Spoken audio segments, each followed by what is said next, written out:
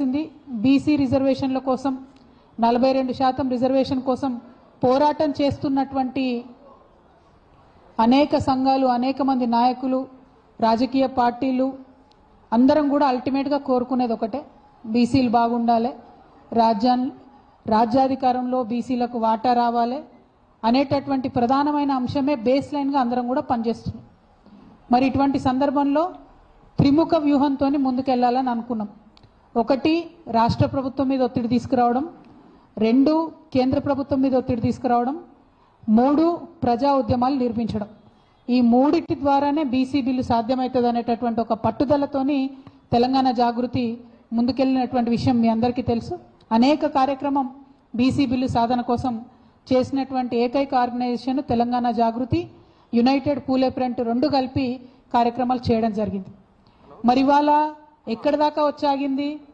రాష్ట్ర ప్రభుత్వం మీద తెలంగాణ జాగృతి, యూపీఎఫ్ మేము అవసరమైతే రైల్ రోకో చేస్తామని ఒత్తిడి చేయడంతో 2018 పంచాయతీరాజ్ చట్టానికి సవరణ చేస్తూ ఆర్డినెన్స్ తీసుకురావాలని మేము చేసినటువంటి డిమాండ్కి రాష్ట్ర ప్రభుత్వం తల ఒగ్గి ఆర్డినెన్స్ తీసుకురావడం జరిగింది.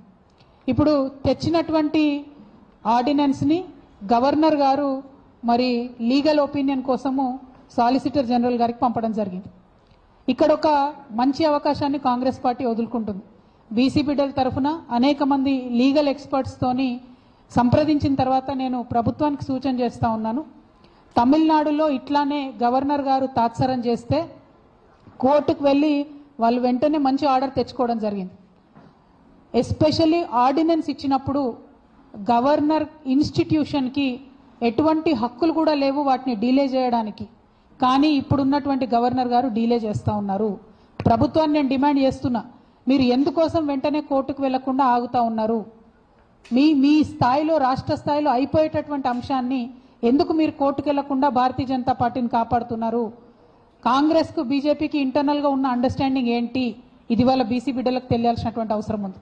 ఇక రెండోది, కేంద్ర ప్రభుత్వం దగ్గర ఏదైతే బిల్లు పెండింగ్లో ఉన్నదో దానికి 3 మార్గాలు ఉన్నాయి.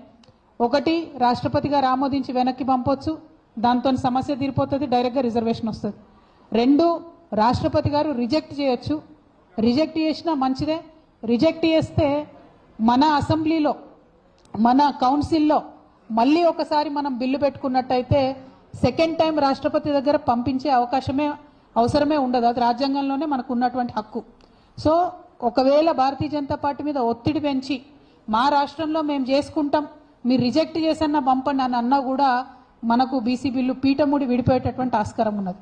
ఇక 3వ అవకాశం ఏముంటుంది? రాష్ట్రపతి 1 యాక్సెప్ట్ చేయొచ్చు, 2 రిజెక్ట్ చేయొచ్చు, 3వది ఏదైనా క్వెరీ వేయొచ్చు, మాకు ఈ వివరాలు కావాలి, ఆ వివరాలు కావాలని. ఒకవేళ అట్లాంటి క్వెరీ వేస్తే రాష్ట్ర ప్రభుత్వం సంపూర్ణంగా సహకరించాలి. కేంద్ర ప్రభుత్వానికి అన్ని వివరాలు ఇవ్వాలి, కులగణన వివరాలు ఇవ్వాలి. అంటే అల్టిమేట్గా ఏదన్నా చేసి ఒక ముందడుగు పడాలనేటటువంటి తాపత్రయంతో ఈ మాటలు చెప్తా ఉన్నాం. మరి ఇవాళ కేంద్ర ప్రభుత్వం మీద ఒత్తిడి పెంచాలన్నా కూడా మన రాష్ట్ర ప్రభుత్వం సుప్రీంకోర్టులో ఇమీడియట్గా కేసు వేసే అవకాశం ఉంది. తమిళనాడు నిన్నగాక మొన్న కేసు వేస్తే మంచి తీర్పు వచ్చింది. 3 to 4 months లోపల రాష్ట్రపతి గారు బిల్లు వెనక్కి పంపాలి. Either accept or reject or you discuss.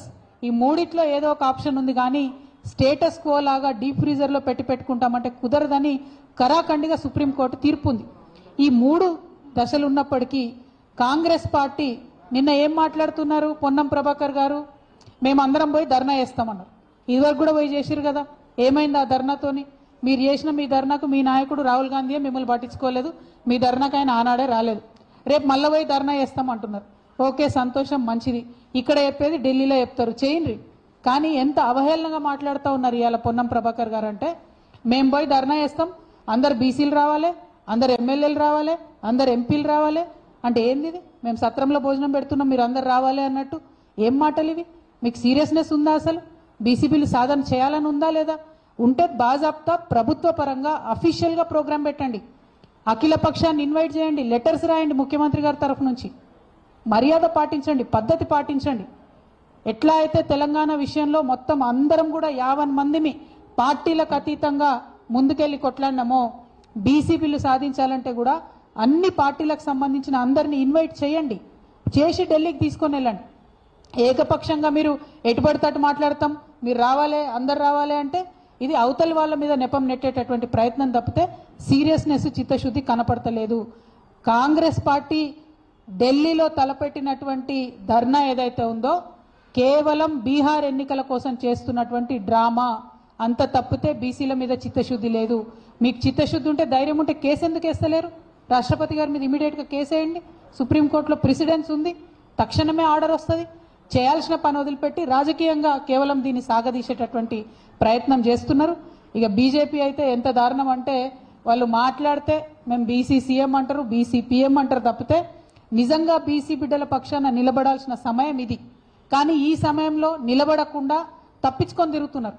2 కేంద్ర మంత్రులు ఉన్నారు ఇక్కడ.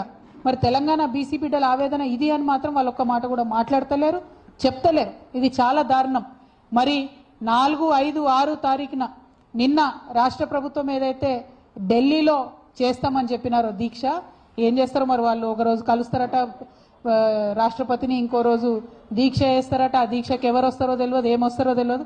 ఆ కన్ఫ్యూజన్ దీక్ష పక్క పెడితే ఒక నిజమైనటువంటి నిబద్ధతతో కూడినటువంటి 72 గంటల నిరాహార దీక్షను నేను చేయబోతా ఉన్నాను హైదరాబాద్లో 4, 5, 6 తారీఖున.